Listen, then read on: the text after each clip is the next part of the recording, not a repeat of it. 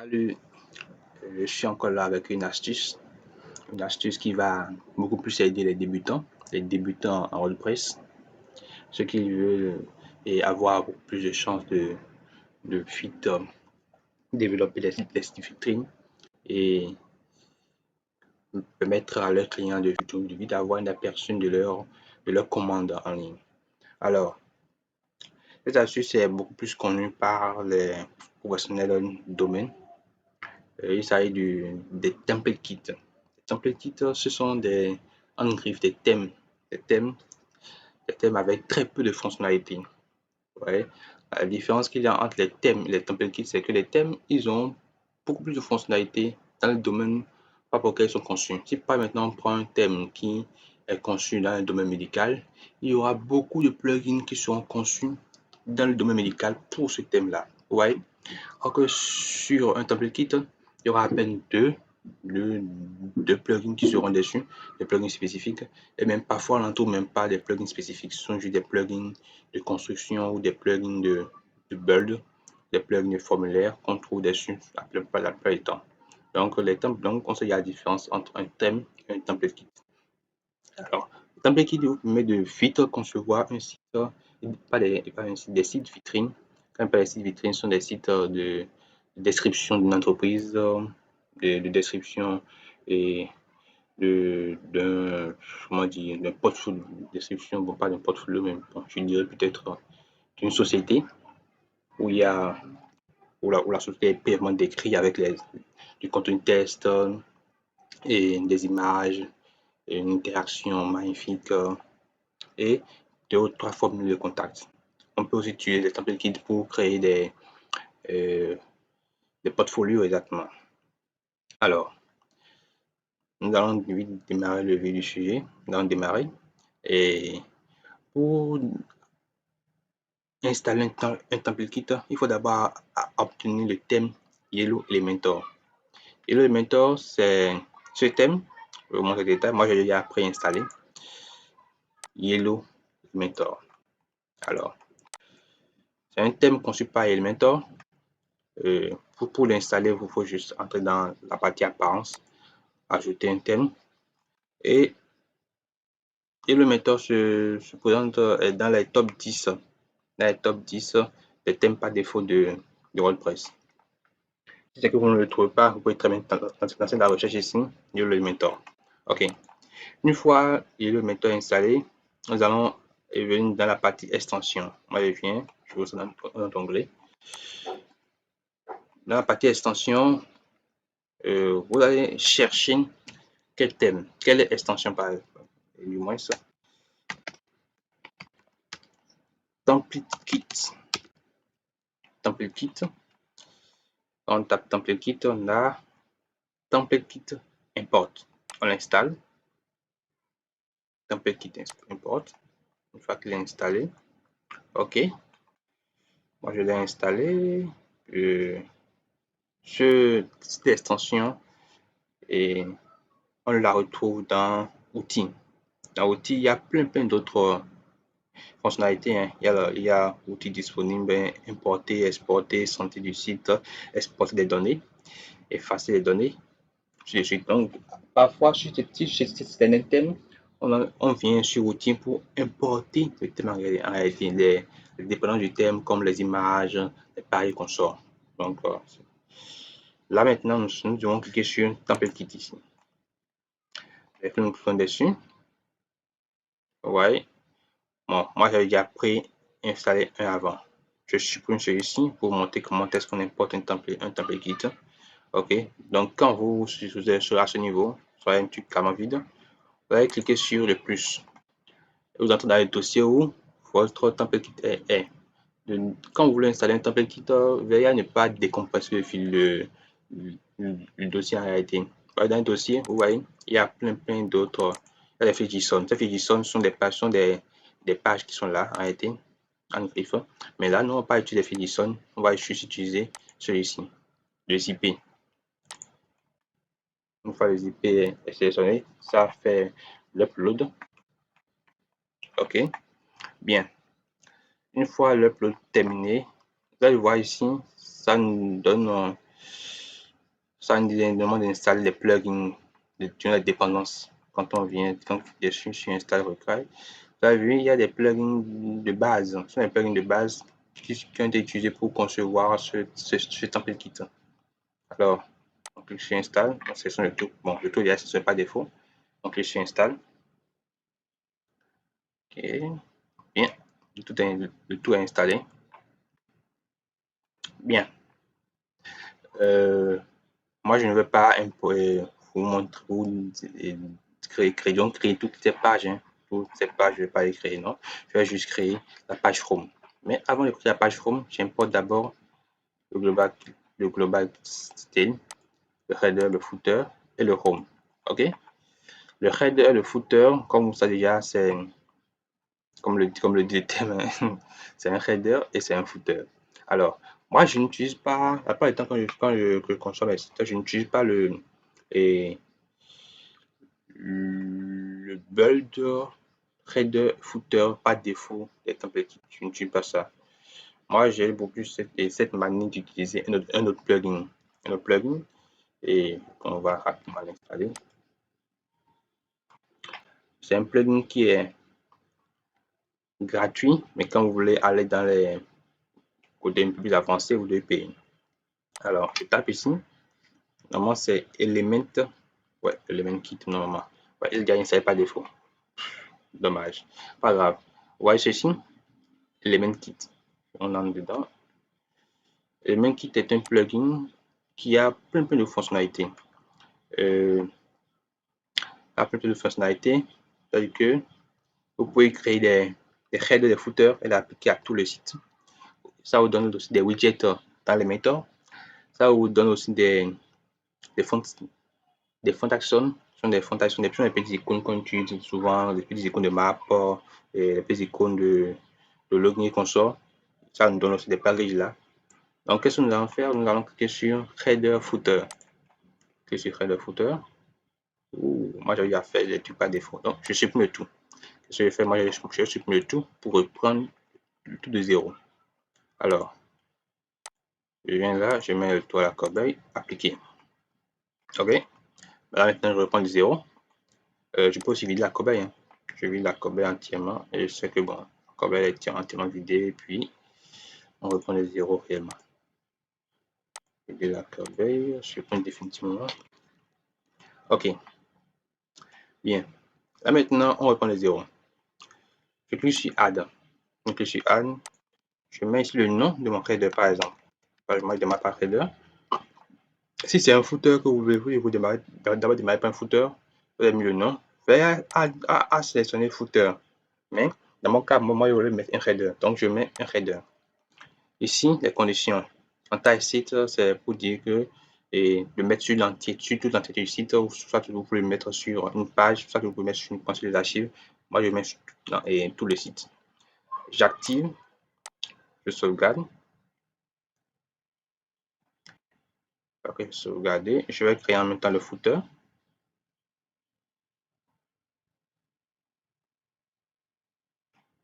OK, tout. Bien, voilà, le header là. J'ajoute en même temps le footer. OK, footer là. Là, je change ça en footer. J'active, je sauvegarde. Là, vu. La manière de ce truc, c'est que vous pouvez avoir le footer, le header ici. Le header, le footer ici. Donc, qu'est-ce que je fais? Je commence d'abord par le header, c'est le premier. Mais avant ça, si je clique directement d'ici, ça rentre en modification. Donc, je préfère dupliquer pour toujours avoir cette même mise sur la page. Donc, qu'est-ce que je fais? Je clique sur modifier le header. Je suis edit.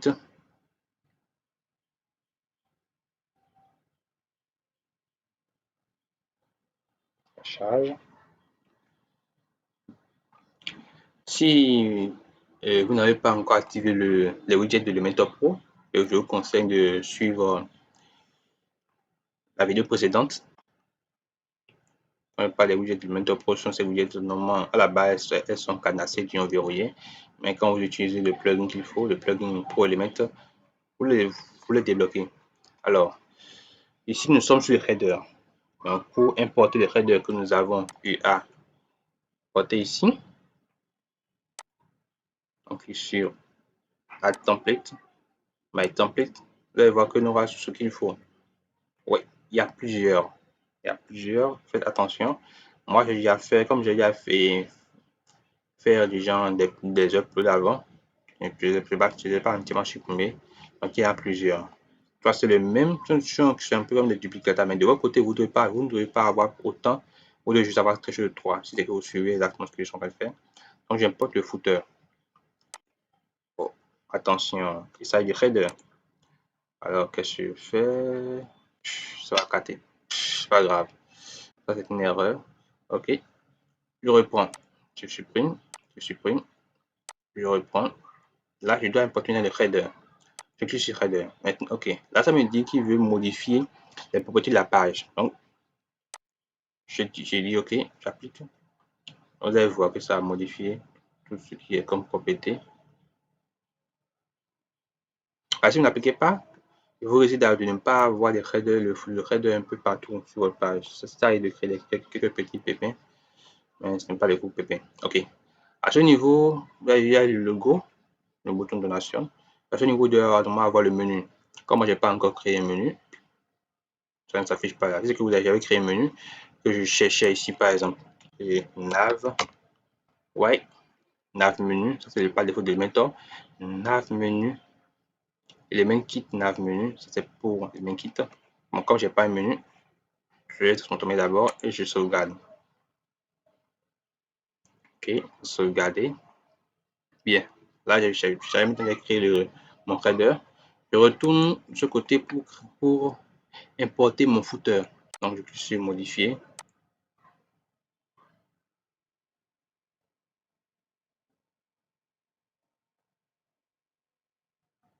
Ça charge, charge. Profitez aussi pour liker la page, pour liker la chaîne et puis profitez aussi pour liker la chaîne et vous abonner. Bon, profitez aussi pour liker, profitez aussi pour liker la vidéo et vous abonner à la chaîne. Alors, à ce niveau, on reprend le même processus, mais au lieu de prendre le header, on va maintenant prendre le footer et on applique. Ok, vous voyez, ça a importé un footer par défaut. Par défaut, un footer. Et la facilité à ce niveau, c'est que vous avez déjà un design déjà préfet. Vous ne vous cassez plus la tête pour créer un design. Vous avez jusqu'à modifier le logo, le contenu test, etc. Mettre les liens dessus. Puis, paf, ici, il devait y avoir un menu. Les menus là. Puis, modifier le copyright, les différents trucs qui sont là. Et au gain du temps, ce que vous devez normalement passer près d'une heure à gérer le design, à refaire tout. À moins de 2 minutes, 5 minutes max, vous allez arriver sur ce plein de footer. Donc à ce niveau, je mets à jour. Ok, maintenant mon footer et le header sont créés. Ce qu'on va maintenant faire, on va aller vers la page. Donc, vers la page. Ok, j'ai créé par défaut une page 1. Page 1 est là. Je clique sur modifier, je vais dans un nouvel onglet.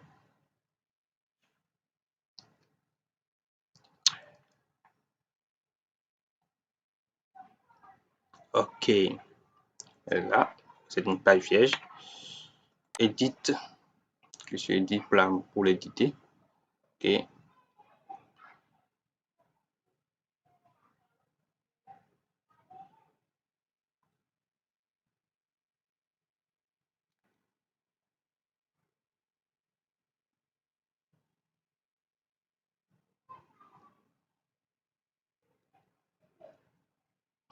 voilà.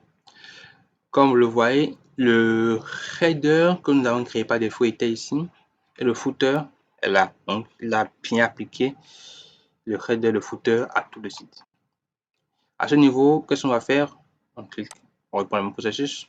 Mais ici, au lieu de prendre footer, header, on va juste prendre home. Sur home.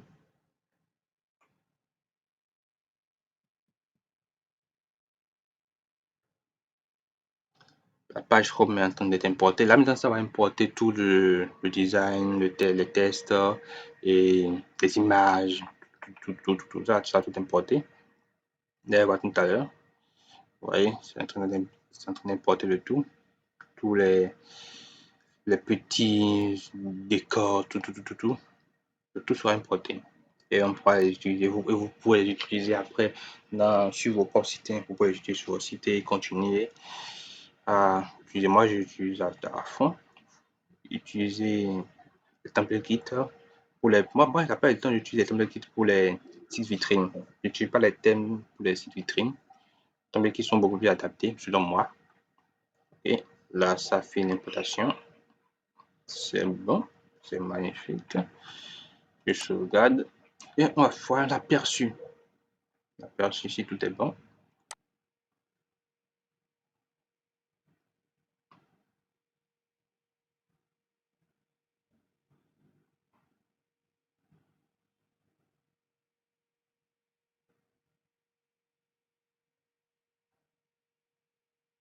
Ok, l'aperçu est là. Vous voyez, nous avons l'aperçu magnifique avec quelques animations. C'est fluide, très fluide, très fluide. Vous voyez, très fluide. Après, c'est à vous de modifier les différents éléments qui sont là, hein, le contenu test, toutes ces valeurs. C'est à vous de mettre, de modifier le bouton, de mettre le texte du bouton, de mettre les lignes derrière le bouton, etc. Et de modifier la carte. Si c'est que bon, ce que vous avez utilisé, même d'avoir accès à ces cartes, vous pouvez la laisser ou bien la modifier. Euh, en gros, c'est comme ça qu'on importe un template kit. Ici, c'est qu'il y avait la partie rubrique pour sa partie pour les articles en réalité. Donc, non classé. En gros, c'est comme ça qu'on importe un template kit. Template kit qu'on importe et à chaque fois que vous voulez importer telle page du template kit, créez une page. Si c'est une section, vous la section. Si c'est une page, vous importez la page tout simplement.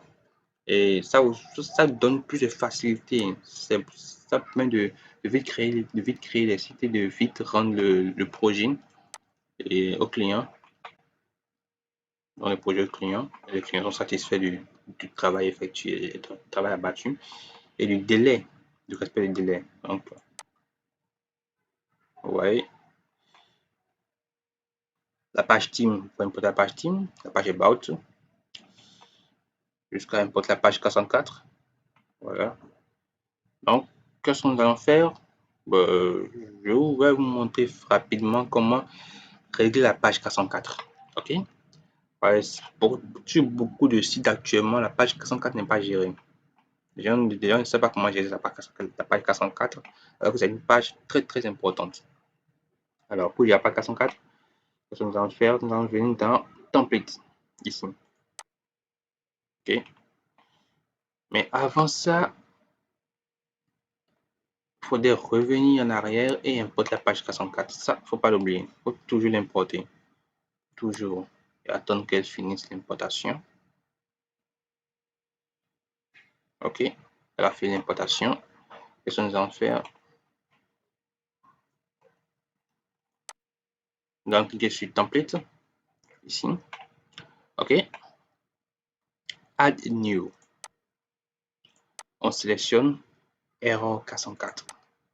Je mets le nom que je veux. Moi, je mets 404. Moi, je mets 404 page. 404 page. Je crée.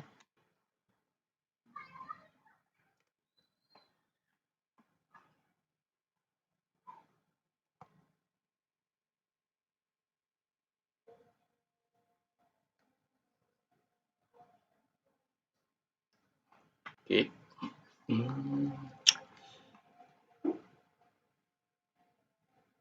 bien, voilà. Là, par défaut, ça nous montre des pages 404 qui sont gratuites, mais ça ne cadre pas avec ce que nous voulons. Donc, nous venons dans My Template. Oh, pourquoi ça n'aime pas afficher la page 404? Pourquoi? C'est bien importé. Pourquoi ça ne me donne pas la page 404? Je la réactualise pour voir si c'est une erreur de cache. Oh, ça ne l'a pas importé. Bien.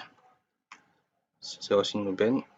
Je lance la recherche 404. Ça ne la trouve pas. Ok, c'est pas un souci. Puisque la page 404, ça nous crée des problèmes actuellement. Peut-être un souci de connexion, bien et quelques erreurs serveur. Nous allons utiliser une option téléversée. Dans téléverser la page 404 sur notre site. Alors, qu'est-ce que nous allons faire? Nous allons sélectionner le fichier. Comme pour ça que moi j'utilisais des IP de fichiers et les zip. J'entre dedans dans template 404 page. Name import. Ok, bien. Vous voyez tous, comme je disais tout à l'heure, c'était une erreur de connexion, bien une erreur serveur. Donc, la page 404 a été importée deux fois, c'est pas un souci. J'insère, j'applique. Ouais, la page 404 est déjà là. Ça a rechargé pour appliquer les modifications à la page.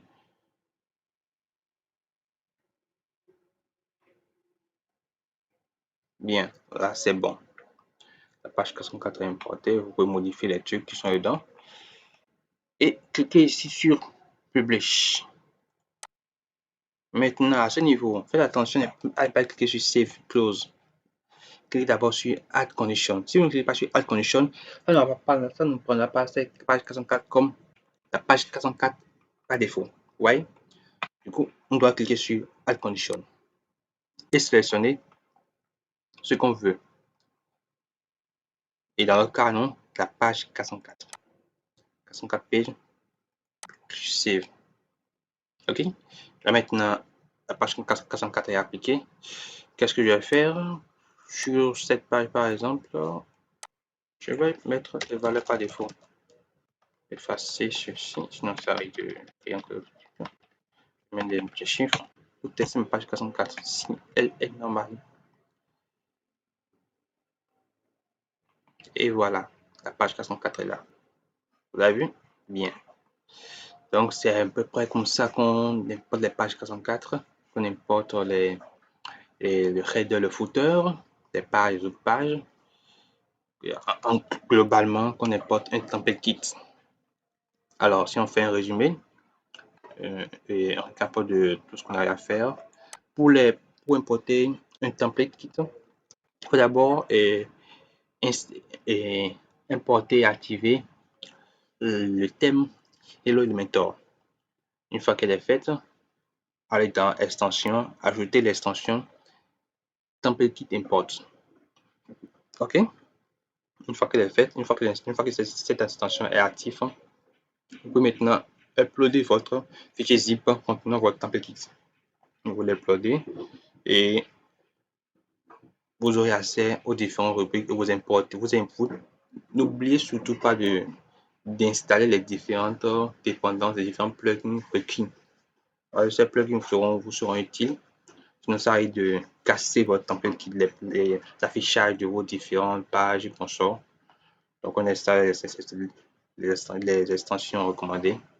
Puis, on importe maintenant les différentes pages qu'on veut dans le template kit.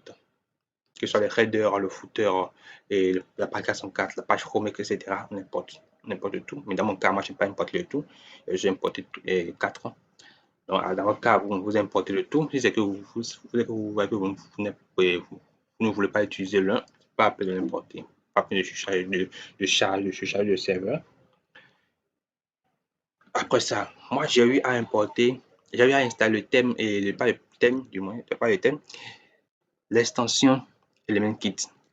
Celui-ci, l'extension. Ça m'a permis de créer le header, le footer très facilement. Alors, une fois que c'est fait, le tour est joué. C'est à vous maintenant d'importer les différents trucs à l'intérieur et vous aurez le rendu. Pour la page 404, n'oubliez surtout pas d'ajouter la condition. C'est utile. Si vous n'ajoutez pas la condition, vous n'aurez pas ce résultat que j'ai ici en tapant n'importe quoi dedans. Alors, il ne faut surtout pas oublier. Pas. Et je pense que c'est tout. Hein. OK. Et à la prochaine pour d'autres astuces WordPress.